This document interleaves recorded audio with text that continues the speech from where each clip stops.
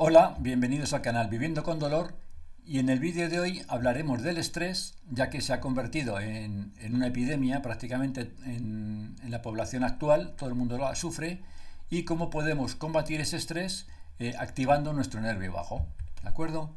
Entonces, nuestro organismo tiene mecanismos automáticos para mantener un equilibrio interno frente a los cambios externos. Es lo que se denomina homeostasis, ¿de acuerdo? Cuando mantenemos esa homeostasis, ese equilibrio, diremos que estamos sanos, y cuando existen desequilibrios diremos que estamos enfermos. Pues bien, el cerebro va a ser el encargado de mantener esa homeostasis, y su función va a ser la de mantener un equilibrio, en equilibrio del organismo en respuesta a las alteraciones tanto del medio interno como a los estímulos exteriores. Tenemos, digamos, dos tipos de cerebros. Un cerebro sería el cerebro consciente, que es en la zona más externa de nuestro cerebro, como es la corteza cerebral, y un cerebro subconsciente, que es la zona interna o subcortical, que está formada por el tronco del encéfalo, el tálamo y el sistema límbico, donde se encuentran el hipotálamo, la amígdala y el hipocampo, que veremos que realmente son los responsables un poco de nuestro sistema nervioso autónomo, ¿de acuerdo? Mientras que el cerebro subconsciente es racional, planificador y voluntario, el cerebro subconsciente es impulsivo e involuntario. Este cerebro subconsciente es el encargado de mantener la homeostasis o equilibrio, coordinando y controlando el funcionamiento de todos los órganos. Por ejemplo, va a ser el responsable de la respiración, de los latidos del corazón, de los procesos digestivos, de la presión arterial, de la producción de hormonas, de la tensión muscular y también de nuestras emociones, por ejemplo, tanto del estrés como de la relajación. El verdadero director de orquesta de todo esto va a ser el hipotálamo, ¿de acuerdo? Que es el que va a funcionar como un termostato para mantener siempre en equilibrio nuestro organismo. Entonces, antes de ver cómo funciona el hipotálamo, explicaremos brevemente cómo se distribuye nuestro sistema nervioso, ¿vale? Tenemos dos sistemas nerviosos. Uno es el somático, que es el que el que nos permite, por un lado, movernos, que sería el sistema nervioso somático motor, y otro es recoger la sensibilidad en base a los sentidos, ¿vale? El sistema nervioso sensitivo, somático sensitivo. Pero por otro lado tenemos un sistema nervioso autónomo, y precisamente por eso, por su propio nombre, vemos que es involuntario, ¿de acuerdo? Está formado por el sistema nervioso simpático y el sistema nervioso parasimpático, ¿de acuerdo? Entonces esto sería un poco un resumen de cuál sería tanto lo que va a hacer el sistema nervioso simpático y para hacer el sistema nervioso parasimpático. En resumen, el sistema simpático lo que va a hacer es preparar al organismo para situaciones estresantes o de emergencia, es decir, lo prepara para la lucha o la huida, mientras que el sistema parasimpático va a controlar los procesos corporales, digamos, durante las situaciones ordinarias. Es decir, se va a dedicar a conservar y a restaurar. Es decir, es como si tuviéramos dos estados de funcionamiento, asimilar a guerra y paz. Uno, el simpático, nos prepara para responder a cualquier amenaza, tanto externa como interna, preparándonos para la lucha o la huida. Mientras que el otro, el parasimpático, es el que nos hace realmente la conservación y regeneración, ¿vale? ¿De acuerdo? Entonces, bueno, esto sería un poco cómo sería la respuesta simpática en base a la activación del hipotálamo. Al final lo que va a generar son las hormonas del estrés, que son el cortisol, la adrenalina y la noradrenalina, y es la que va a producir estos cambios que se producen en el organismo, como son el aumento del nivel de azúcar en sangre, aumento de la frecuencia cardíaca y de la presión arterial, aumenta la capacidad pulmonar y aumenta la frecuencia respiratoria, produce contracción muscular y, por otro lado, se detienen los procesos digestivos e inmunitarios y de regeneración, ¿de acuerdo? En este estado, es decir, en el estado en que el cerebro percibe todo lo que te rodea como una amenaza para la supervivencia, pues lo que vamos a hacer, reaccionamos exageradamente a las críticas. Un comentario, por ejemplo, inofensivo se interpreta como un ataque. Nuestro cerebro sobrevalora generalmente las amenazas y subestima las oportunidades, ¿de acuerdo? El problema va a surgir cuando todo esto se perpetúa debido a preocupaciones, miedos, pensamientos negativos, que hace que tengamos activada de forma continua esta respuesta, dando dando lo que es la respuesta al estrés, ¿vale? Y no pensar simplemente, no puedes pensar de forma positiva. Frente a eso tenemos la respuesta parasimpática, ¿de acuerdo? Que es que se activa en entornos seguros y relajados, activa los procesos digestivos, favorece la recuperación y regeneración de nuestro organismo y ayuda a conciliar el sueño. Por otro lado, va a disminuir la presión arterial, va a ralentizar tanto la frecuencia cardíaca como la respiratoria, va a aumentar la tolerancia al dolor y digamos que dentro de esta respuesta parasimpática el gran protagonista del parasimpático, digamos, es el nervio vago. ¿De acuerdo? Entonces, una vez visto ya cómo tenemos el sistema nervioso localizado, vamos a ver cómo funciona realmente el hipotálamo, que hemos visto que era el encargado de mantener todo esto en equilibrio, es el director de orquesta, ¿vale? Entonces, en un primer momento va a recibir la información a través de los sentidos, por un lado externos, ya hemos visto que son la vista, el oído, el olfato, el gusto y el tacto, y por otro lado también un interno que sería a través del nervio vago, ¿vale? En base a esa señal es procesada, ya que el hipotálamo no actúa solo. Ya hemos visto antes dentro del sistema límbico también que se encontraban la amígdala y el hipocampo, ¿vale? Con lo cual, el hipotálamo, antes de responder, va a pedir consejo a la amígdala. La amígdala, digamos, es como si fuera la consultora emocional, ¿vale? Es la encargada de procesar y almacenar nuestras reacciones emocionales. Pero para ella la vida moderna es poco familiar, por lo que la tenemos generalmente siempre sobreestimulada.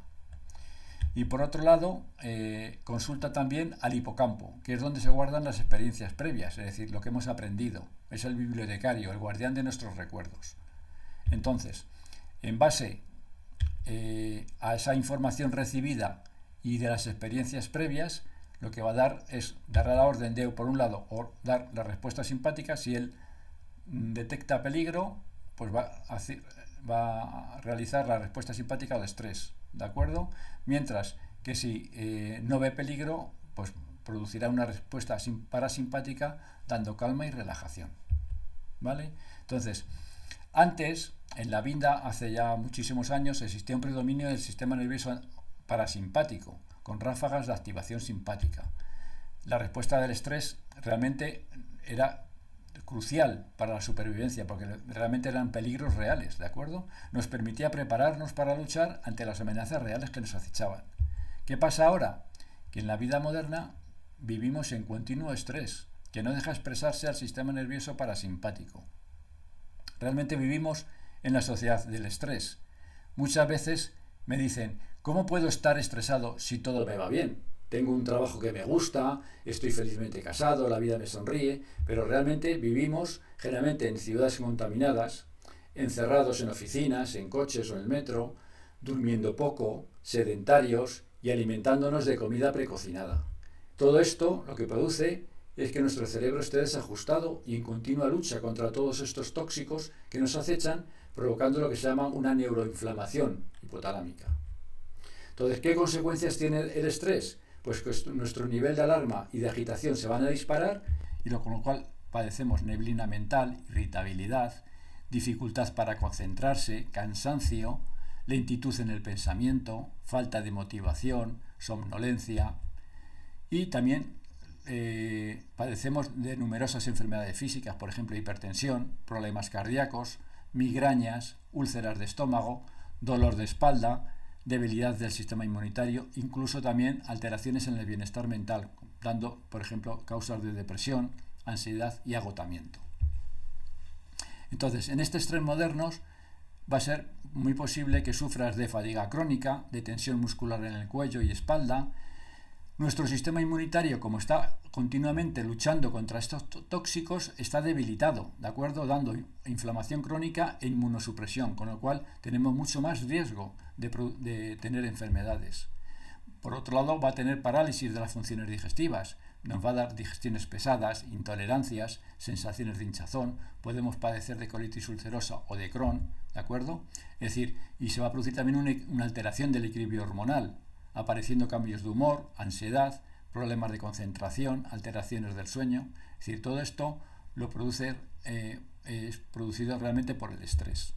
Entonces, ¿Qué tenemos que hacer para recuperar la homeostasis, este equilibrio entre parasimpático y simpático? Pues lo que hemos visto, potenciar el nervio vago, ¿de acuerdo? Entonces, vamos a ver que existen numerosas herramientas para potenciar este nervio vago. Por ejemplo, alimentación. Lógicamente, aquí no vamos a inventar nada.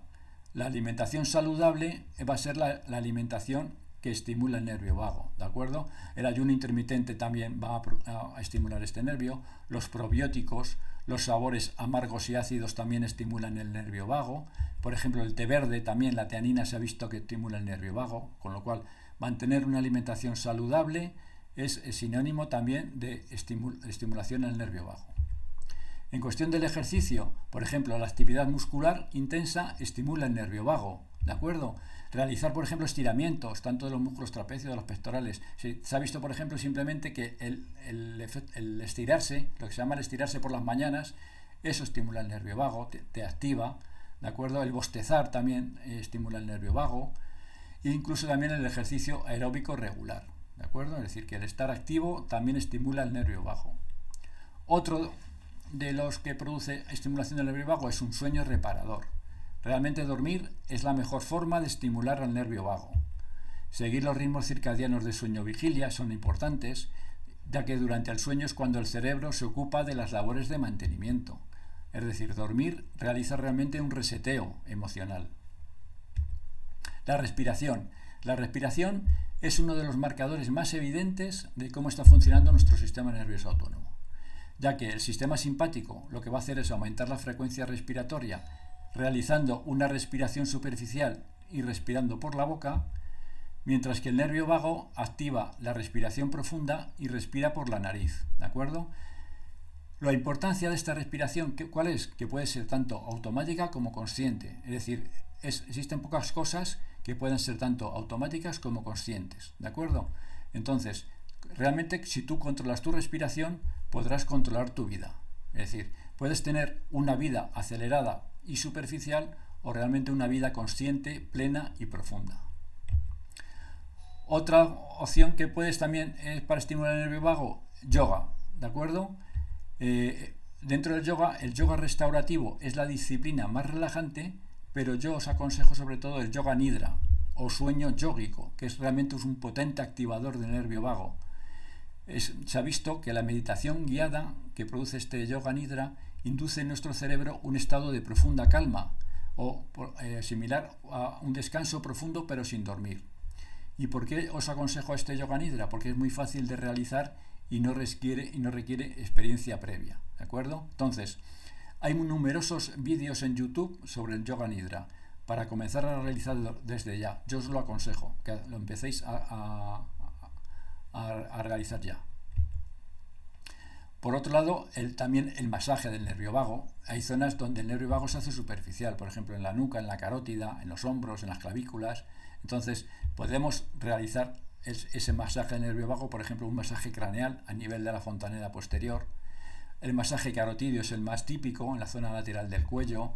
Masaje en las orejas, el punto cero, que ahora ya veremos cómo podemos hacer incluso neuroestimulación de las orejas.